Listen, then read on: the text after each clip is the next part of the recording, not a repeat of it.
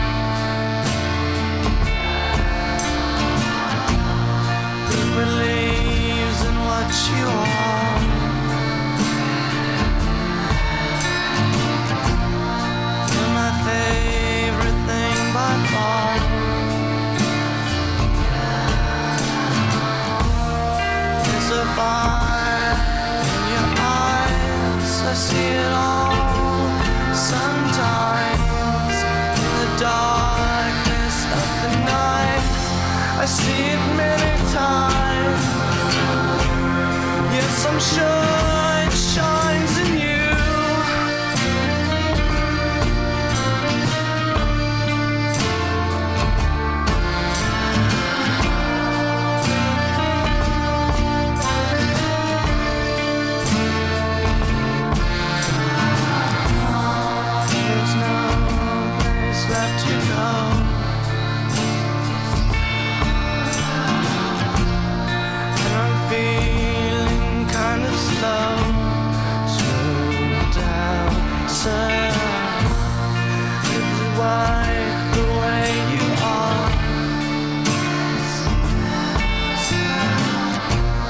Yes, it is, 'cause you're the star.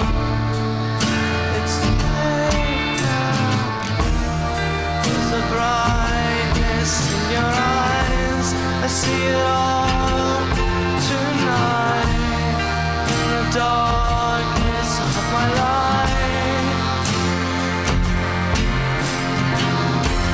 shining on the chosen few.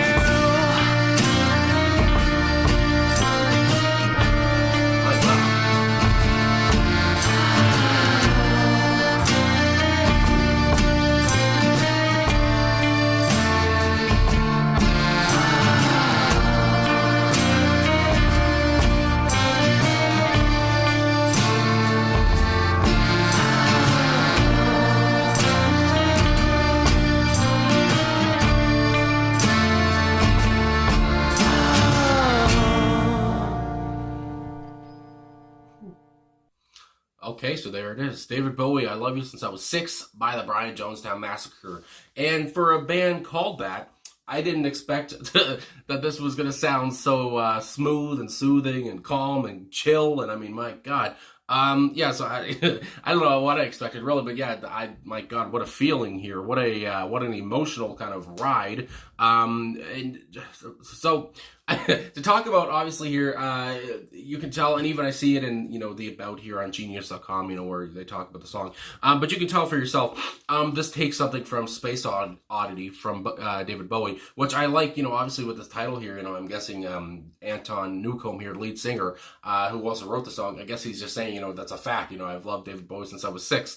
So I like that they're taking it from Bowie here, not just, for both vocally and, musically as well. The Space Oddity, which which is one of Bowie's, biggest tracks of all time. And obviously as well, I just love how Anton, with each kind of verse or whatever, how he would kind of raise his voice. Obviously, when he would say, "There's a fire in your eyes, I see it all sometimes." But like he raised it, a little bit, each line, and then he really let go, when he would say, "Yes, I'm sure it shines in you," and then he just let it go and, come back down and then restart in the next kind of part.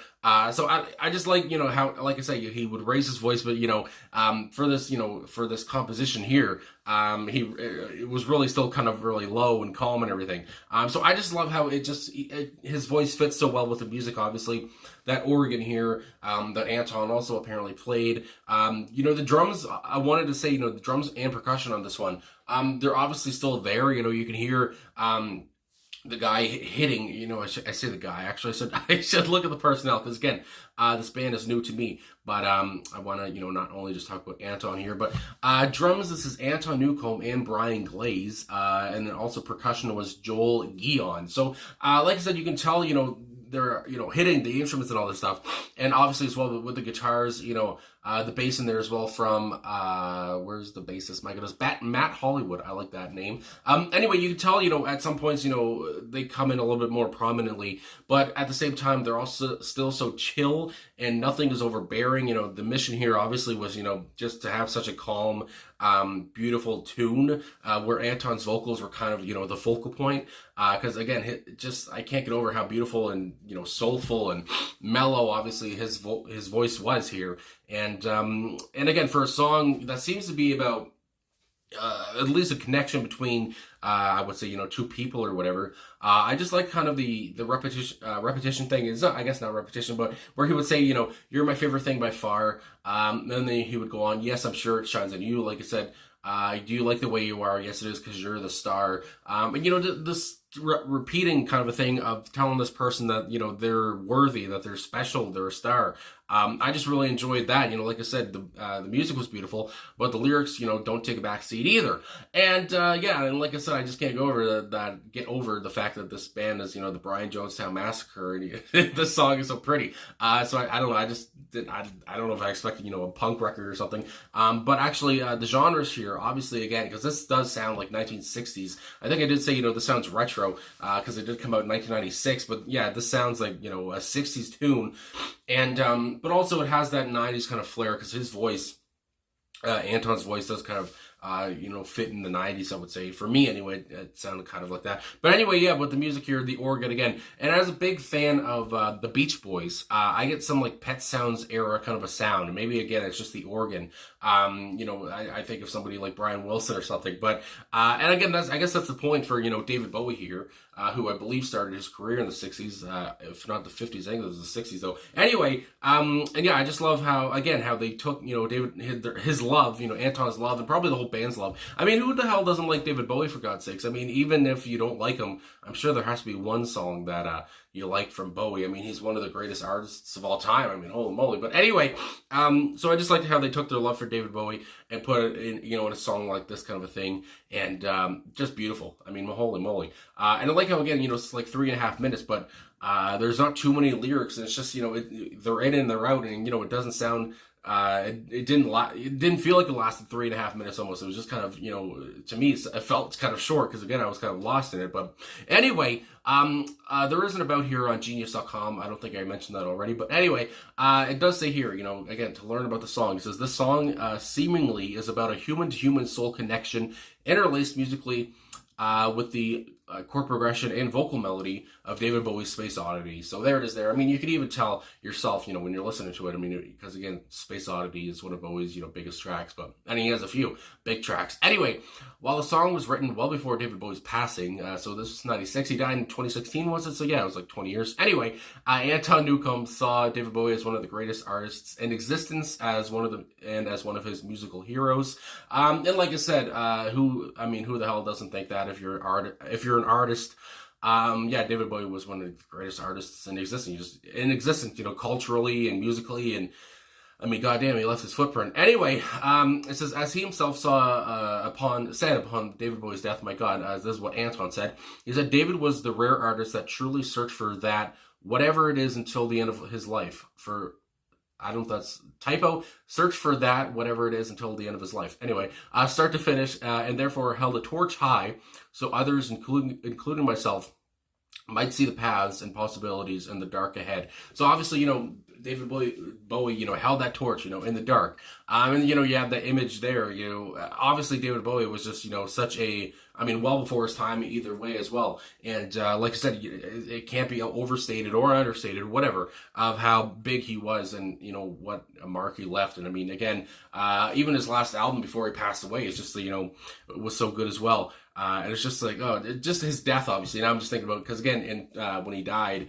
and it was kind of a shock because nobody knew that he, I guess after the video came out for, I think, Black Star, I forget the song now, but, one of the songs to Black Star, and there's the video, and he was kind of like, and you could tell he was like sick and stuff, but nobody really kind of knew. It was just like, it was just shocking when he passed away. And yeah, anyway, now I'm just thinking about Bowie's death. But either way, I just really enjoyed that this was kind of like a tribute to the man in 1996. And again, that David Bowie, I'm sure he knew how much people loved him.